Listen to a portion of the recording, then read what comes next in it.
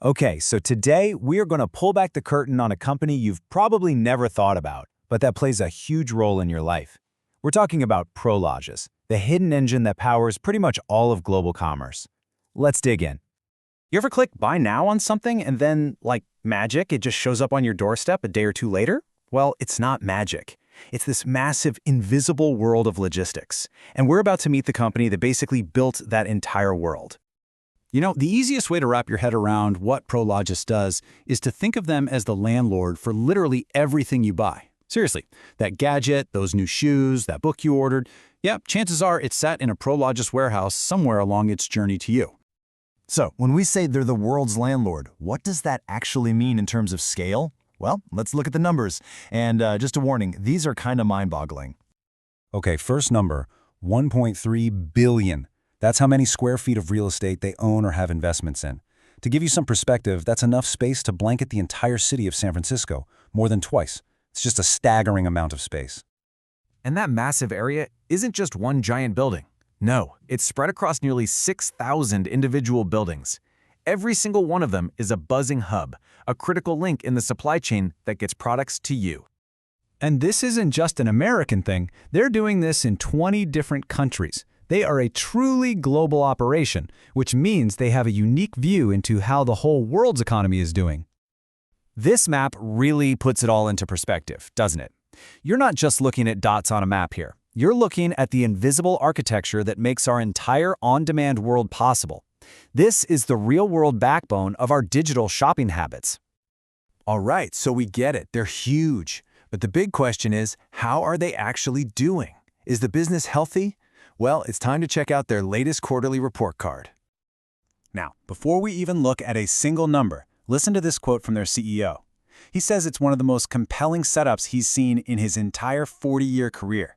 I mean, that is an incredibly bold statement. So is that just CEO talk, or do the numbers actually back up that level of confidence? Let's find out.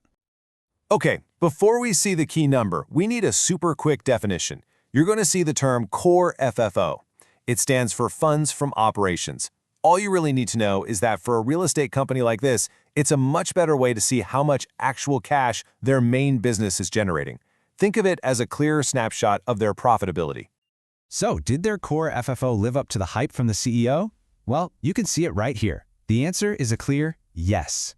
It jumped up to $1.49 per share, which is a really healthy 4.2% increase from last year. So yeah, that confidence, it seems like it was totally justified. The business is humming. But, you know, that steady growth isn't even the most eye-popping part of their report, not by a long shot. The really big story was this absolutely massive surge in demand for their space. Just look at this number, 62 million. That's how many square feet Prologis leased in just one quarter. A single quarter, that is a company record. To put that in perspective, that's like leasing out nearly the entire island of Manhattan in only 3 months. It's just wild. So what does a number like that actually mean for the rest of us? Well, it's a huge signal about the economy. It means businesses are feeling really confident. They're grabbing up warehouse space because they expect to sell a lot of stuff. They are preparing for you and me to do a whole lot of shopping. So Prologis is obviously the king of physical logistics. No debate there. But the biggest surprise, the real plot twist in this report, had nothing to do with warehouses or boxes. It was about their huge new move into a totally different industry. Here it is, straight from the company's president. They're taking what they know about logistics and applying it to data centers. They're officially in the business of building the physical homes for the cloud, for AI, for our entire digital world. And this is not some small side hustle. And when I say they're not messing around, I mean it.